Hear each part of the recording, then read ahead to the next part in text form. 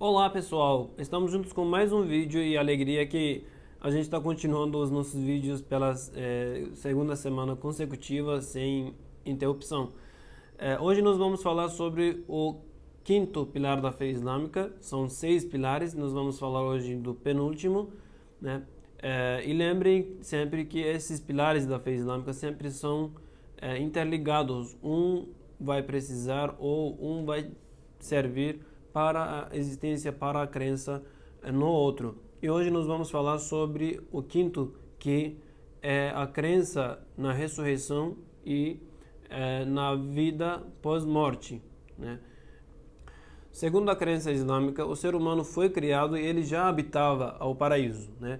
É a famosa história do fruto proibido, da fruta proibida, que o Adão e a Eva se aproximaram, né? Segundo a tradição judaico-cristã, eles comeram da fruta e para a crença islâmica eles apenas tiveram tendência ou pensaram em se aproximaram da fruta proibida que não deviam. Claro, também por questão dos sussurros, né, do Satanás. Isso segundo a crença islâmica. Então o ser humano originalmente vivia no paraíso e ele é enviado por causa desta ocorrência que acabamos de citar.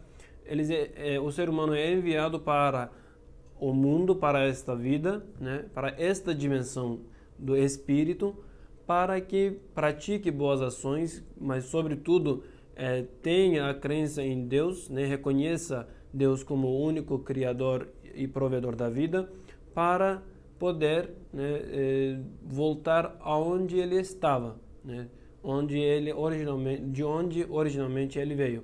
Então a crença islâmica acredita que esta vida tem como propósito, sim, a crença em Deus único, né, conhecimento de Deus único, a crença nele e a adoração a ele. Além disso, a prática do bem e o afastamento do mal, né, se abster de qualquer tipo de pecado, de qualquer ação pecaminosa e tentar buscar a contentar, a agradar a Deus para que no dia do juízo final seja bem recompensado.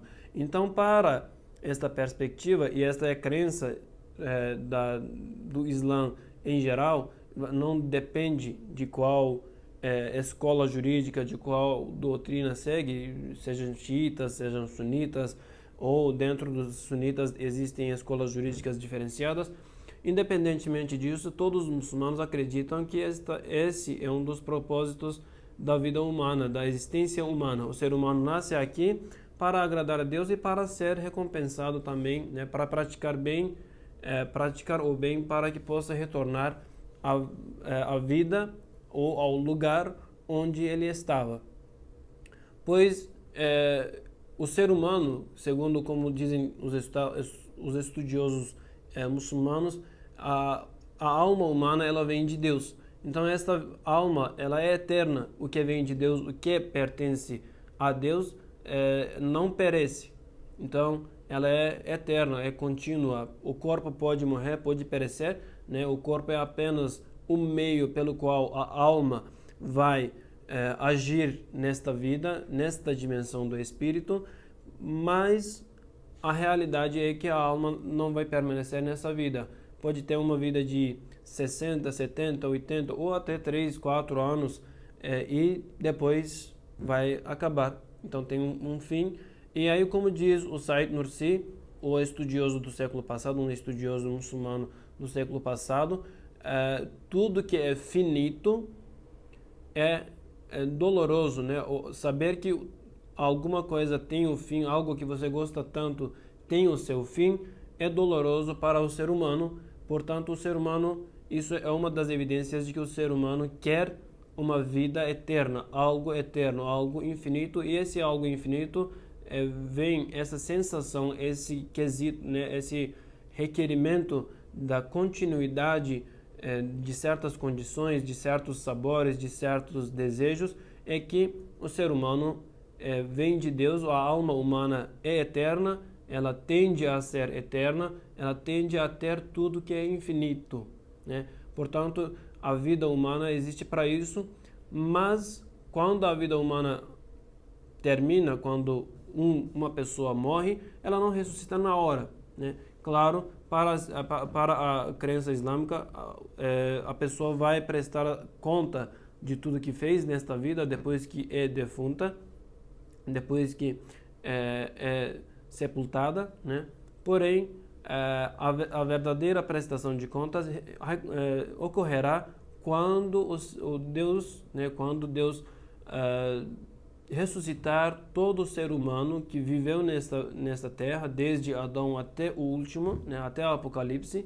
No dia do juízo final, todo mundo será ressuscitado para prestar as contas, para encarar as suas ações nesta vida mundana, né? E aí, conforme a crença que ele teve, né, a posição que ele teve em relação à crença em Deus único e nos pilares que ele enviou, nas ordens que ele enviou através dos profetas e também através da boa ação, o ser humano ou será recompensado e irá para o paraíso, para uma vida eterna e gozar de tudo quanto é bênção de Deus, ou então irá para o inferno se as más ações forem superiores, né? Se forem maioria, então o ser humano irá para o inferno como um castigo para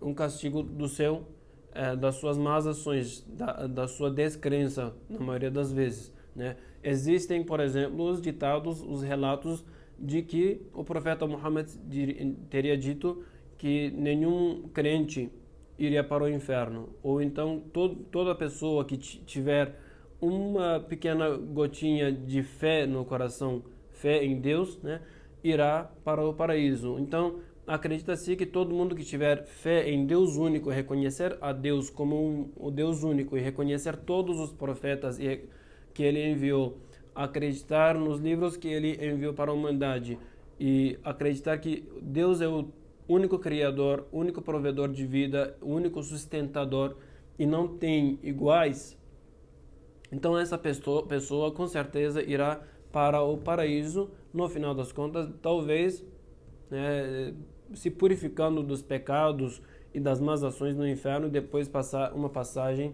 para o paraíso. Então esta é crença na vida pós-morte, na ressurreição para os muçulmanos. Para a crença islâmica, claro, a gente pode dizer que é um sistema de trocas, né?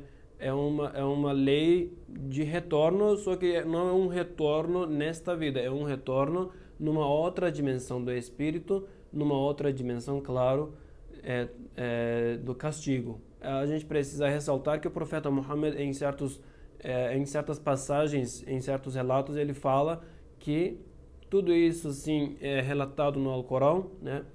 Porém, existe a questão de que a graça de Deus, a misericórdia de Deus pode prevalecer a nossas más ações, tanto quanto é mencionado no Alcorão, e as primeiras palavras mencionadas no Alcorão são o clemente e o misericordioso, os dois atributos de Deus que são mais repetidos no Alcorão, o clemente e o misericordioso. Portanto, a misericórdia, como também diz no Alcorão, a misericórdia pode prevalecer, pode superar as más ações do ser humano e Deus pode perdoar os seus servos, a não ser que esse servo tenha associado outras divindades como parceiros a Deus. Então esse é o quinto pilar da fé islâmica, o pilar da crença na ressurreição e na vida pós-morte. Espero que vocês tenham gostado. E se você gostou, dá um likezinho aí embaixo, comenta e coloca lá as suas perguntas, as curiosidades que você quer saber sobre o Islã. E não esqueça de se inscrever ali no cantinho e compartilhar o vídeo. Até a próxima!